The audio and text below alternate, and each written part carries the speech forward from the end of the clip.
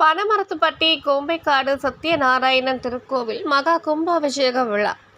சேலம் மாவட்டம் சேலம் வட்டம் பனமரத்துப்பட்டி கோம்பைக்காடு சத்யநாராயணபுரத்தில் 300 ஆண்டுகளுக்கு மேல் பழமை வாய்ந்த பிரசித்தி பெற்ற அருள்மிகு சத்யநாராயணன் திருக்கோவில் என்று அழைக்கப்படும் கரட்டு பெருமாள் கோவில் திருப்பணிகள் நிறைவு பெற்றதைத் தொடர்ந்து புனராவர்த்தன ஆலய ஜீர்ணோத்தாரண அஷ்டபந்தன மகா சம்பிரோஷனம் என்கின்ற மகா கும்பாபிஷேக விழா வெகு விமர்சையாக நடைபெற்றது. இதனை முன்னிட்டு ஆலய வளாகத்தில் யாகசாலை அமைத்து யாகசாலை பூஜைகள் நிறைவு பெற்றது. விமான கோபுர கலசங்களுக்கும் மூலஸ்தானத்தில் காட்சியளிக்கும் தெய்வங்களுக்கு கும்பாபிஷேகம் நடைபெற்றது.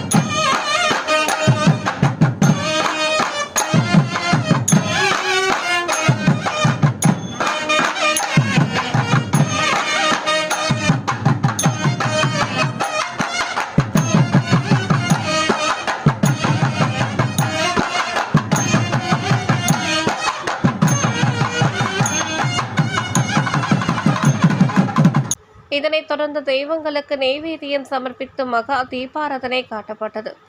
பின்னர் ஆலயத்தில் வெளியே உள்ள கொடிமரத்தின் மீது திருக்கொடி தீபம் காண்பிக்கப்பட்டு உச்சியில் திருக்கோடி தீபம் ஏற்றப்பட்டது. ஆயிரக்கணக்கான பக்தர்கள் கலந்து கொண்டு கோவிந்தா கோவிந்தா என்ற கோஷத்துடன் வழிபட்டனர்.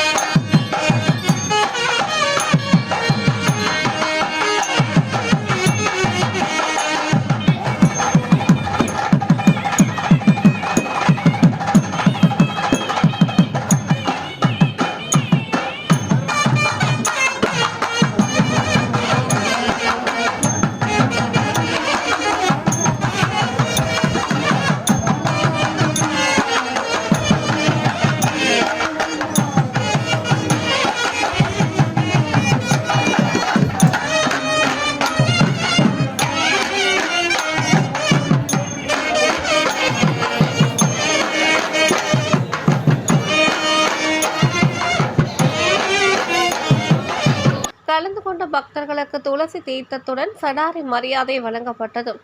ஆலயத்தின் வெளியே அமைக்கப்பட்ட அன்னதான கூடத்தில் பக்தர்களுக்கு அன்னதானம் வழங்கப்பட்டது. சுமார் 4000 பக்தர்களுக்கு அன்னதானம் வழங்கப்பட்டது.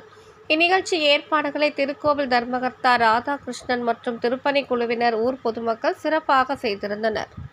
சேலம் மாவட்டம் மற்றும் வட்டம் பனமரத்துப்பட்டி கிராமம் கோம்பைக்காடு சத்யநாராயணபுரத்தில் மலை மேல் குன்றின் அடியில் அமைந்துள்ள சத்யநாராயணன் அமைந்துள்ளதுங்க. இந்த சத்யநாராயணன் கோயிலானது ரொம்ப சிறப்பு வாய்ந்தது. இதனுடைய சக்தி அதிகம். இந்த பக்கத்துல எங்கேயுமே சத்யநாராயணங்கிற பெயர்ல கோயில் இல்லைங்க. இந்த கோம்பைக்காடு கரெக்டில் தான் சத்யநாராயணன் ஒரு சுமார் 200 வருடங்களுக்கு முன்பு எங்களுடைய முன்னோர்களால் தோற்றுவிக்கப்பட்டது இந்த கோயில். இது கோயில் அமைந்த இடம் இருக்க இடம் கல்லூரியுடைய சந்தில ஒரு 10 அடி பாறையின் அடியில ஒரு 10 அடி உயரத்துக்குள்ளார போய் தான் சாமியை கும்பிடணும். அது அந்த 200 வருடத்துக்கு முன்னிருந்த பெரியவர்கள் ஓரளவுக்கு அந்த இதை சிறப்பு எடுத்து செய்தார்கள். தற்பொழுது ஒவ்வொரு இதுலையும் கீத்து கொட்டாயில் இருந்தது, அப்புறம் ஓடாக மாறியது, இப்போது ஒரு பில்டிங்கா மாறிய சூழ்நிலை உருவானது. இது ஒவ்வொரு வருடமும் ஏகாதசி சிறப்பாக கொண்டாடும். ஏகாதசி இதாவது பண்டிகை. அது இல்லாத சனிக்கிழமை பூஜை, பௌர்ணமி பூஜைன்னு இது மாதிரி முக்கியமான பூஜைகள் எல்லா பூஜைகளும் ஏற்பாடு நடுவோம். தற்போதுதான் இந்த கோயிலுடைய ஒரே ஒரு விக்கிரம் தான் சத்யநாராயணன் மட்டும்தான் அந்த காலத்துல இருந்துச்சு. இப்போ ஒரு 2 மாசமா முயற்சி பண்ணி இங்க இருக்கிற அன்பர்கள் எல்லாரும் பக்த அன்பர்களும் திருப்பணி குழுவினர் சேர்ந்து ஊர் பொதுகள் ஒத்துழைப்புடன் தான் இந்த மேடை உண்டாக்கி தற்பொழுது இது விநாயகர் அது விஸ்வசேனர் அடுத்தது மகாலட்சுமி, மூலவர் சத்யநாராயணன், ராமலட்சுமன், சீதா வரும் தனி சன்னதியாக கல்யாணம் முருகருக்கும் அமைக்கப்பட்டது.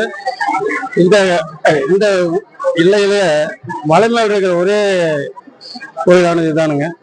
இது இப்போ தற்போது வாழ்க்கையிலே நாங்கள் என்ன முயற்சிகள் எடுத்துக்கொண்டிருக்கிறோம். அது வேற கும்பாபிஷேகமானது ஒரு குறைஞ்சது ஒரு 50 வருடங்களுக்கு முன்பு சத்யநாராயண பிரவேசம் செய்து கும்பாபிஷேகம் நடத்தினார்கள்.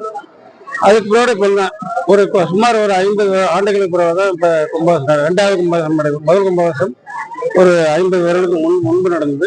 தற்பொழுது இன்னைக்கு 9/4/2025